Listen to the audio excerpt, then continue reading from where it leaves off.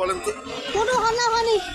আজকে বিহারে বিজেপি জিতছে, সেই জন্য সব জায়গায় এরকম বাজনা বাজিয়ে সব জায়গায় অনুষ্ঠান করছে। আমাদের এখানেও ছেলেপেলেগুলো আসছিল, ওদের কোনো দোষ নেই, এখানেই ওরা বাড়ির সামনেই করতেছিল। করতে করতে একটু বিদ্রোহী মোড় পর্যন্ত গেছে। তারপরে কিছুক্ষণ পরে ওরা চলে আসলো, সঙ্গে সঙ্গে পুলিশও চলে আসলো। আসার পরে আমাদের বাড়ির সামনে ওই যে উদুবাবু একজন আসে বসে, ওনারা তো কিনে নিয়েছে সব কিছুকেই। ওনারা এসে আমাদের বাড়িতে পাথর ছুড়লো, ঢিল ছুড়লো। তারপরে ওখানে সামনে গিয়ে পুলিশ প্রোটেক্ট দিচ্ছে ওদেরকে।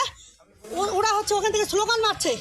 আর এখন বিনা কারণে আমার হাজব্যান্ডকে তুলে থানায় নিয়ে গেল, কোনো কারণ ছাড়াই, কোনো অ্যারেস্ট ওয়ারেন্ট নেই, কোনো কিছু নেই। কিসের জন্য নিয়ে গেল? কৈফিয়ত দিতে হবে পুলিশকে, কৈফিয়ত দিতে হবে পুলিশকে। এইভাবে কাউকে তুলে নিয়ে যেতে পারে না। তাহলে আমরাও গিয়ে আজকে থানায় থাকবো, আমরাও আজকে থানায় থাকবো। এত পুলিশের দৌরাত্ম কিসের? ওদের গায়ে যে বর্দিটা আছে ওরা জানে সেই বর্দিটার কোনো মাহাত্ম রাখতে পারে না।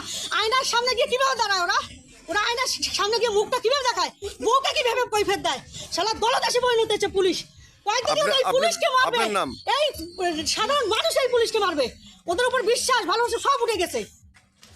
শয়তান পুলিশ।